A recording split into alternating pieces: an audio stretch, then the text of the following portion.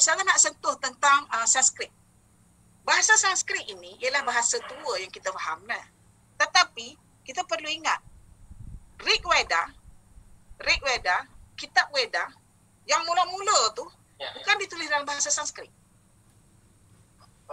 Kitab Veda dalam, Ustazah baca dalam Ancient India, yang tulis oleh E.J. Rapson pada tahun 1917. Dia kata apa? Dia kata sesudah dibaca tu, bila kita kaji kitab Veda tu, dia seperti Psalm of David, kitab Zabur. Dia kata Zabur, macam usul-usul Zabur. Tetapi bila kita cek tulisan asal Rig Veda itu, dia bukan dalam bahasa Sanskrit. Bukan dalam bahasa Sanskrit klasik. Maknanya ada bahasa lain selain daripada bahasa Sanskrit dekat India tu. Kalau dia kata bahasa Sanskrit adalah bahasa paling tua, salah. Bahasa apa? Rig Veda ditulis dalam bahasa Mitanni. Mitanni ini ialah nama raja yang ada di kawasan antara India, Afghanistan, Pakistan tu. Antara bawah Nepal tu. Di sekitar pergunungan Everest tu. Everest tu sehingga ke Lembah Widyan dekat India. Jadi di situ bahasa ini kebanyakan Brahma ataupun orang ulama yang faham bahasa Rig Veda ini adalah orang-orang Aryan. Orang-orang Aryan. Dan orang-orang Aryan ini muncul daripada Mountain of Everest hingga ke Mountain of Widyan di sebelah Mountain Everest itu di bawah Nepal, right? Kemudian Mountain of India dekat dengan Mountain of Widyan dekat India. Jadi bila dia bersitu adalah orang-orang Aryan. Kenapa Ustazah bangkitkan soal ini? Kerana tulisan yang ditulis tu, Rig Veda, tulisannya seperti tulisan Epik Gilgamesh. Tulisan Miss Maria. Bila kita cek, Ustazah cek dengan Haziq, my PhD student, bila kami cek, tulisan Mitanni itu adalah tulisan Miss Maria. Betul lah dia sekitar Parsi, dekat Iraq ke atas tu, Pakistan, India, Afghanistan, itu kawasan orang-orang Aryan. Jadi mereka ini mendapat pengaruh Baghdad, pengaruh Iraq. Masa itu tak wujud Iraq. Masa itu dipanggil Uruk, Kish, Lagash, Syurupak. Itu bandar-bandar yang muncul wilayah-wilayah kecil muncul sesudah banjir besar Nabi Nuh.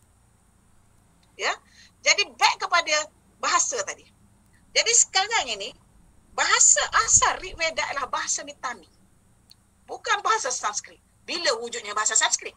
Bahasa Sanskrit wujud apabila wujudnya Buddha. Buddha lahir lebih kurang tahun 500 BC. Buddha ini bukan Confucius. Buddha ni lahirnya di tepi Sungai Ganges. Dia ni orang India. Jadi dia menggunakan bahasa Sanskrit. Bahasa Sanskrit yang tinggi digunakan oleh Brahma, orang-orang ketua-ketua priest ataupun scholar yang tinggi-tinggi di bahagian bidang agama Buddha.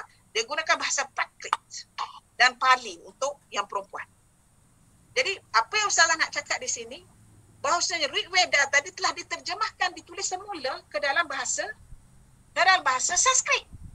Asalnya daripada bahasa Mitanni itu. Kenapa nama Mitanni? Mitanni ini nama raja yang ada pada 1400. Back pula dia kata, A.J. Rapson kata, itu adalah seperti Psalm of David. Psalm of David 1400 ataupun 1200 mengikut bacaan Ustazah yang Ustazah kata. 1200 adalah zaman Nabi Daud. 1400 dah ada tulisan itu dan Rig Veda muncul lebih kurang 1400. Maknanya dia bukan bahasa Nabi, bukan daripada Nabi Daud. Dia terpengaruh daripada Suhuf Ibrahim. Suhuf Ibrahim kan 1950 ataupun 2000. Ya. Dia adalah Suhuf Ibrahim. Suhuf Ibrahim kan ada hadis Nabi SAW bila seorang sahabat tanya dia, "Ya Rasulullah," dia kata, "macam mana Suhuf Ibrahim tu? Apa maksud Suhuf Ibrahim?" Rasulullah jawab, "Suhuf Ibrahim ialah amsal." himpunan Amsal. Apa makna Amsal? Amsal itu bermaksud poems ataupun hymns ataupun kata-kata hikmah. Kata-kata hikmah. Jadi mengikut A.G. Rabson, dalam Rig Veda itu terdapat 1058 hymns. Poem of hymns, kata-kata hikmah. 1058 hymns. Maksudnya apa di situ?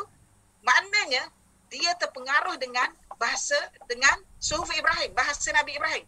Sebab tulisan itu adalah tulisan akadi. Tulisan ditulis tulisan akadi. Tulisan Mismariyah, bahasa Akadiah. Tetapi dia tak sebut bahasa Akadiah. Dia sebut bahasa Mitanni. Tetapi dalam tulisan simbol yang sama, iaitu Mismariyah. Kita boleh tengok dalam Google.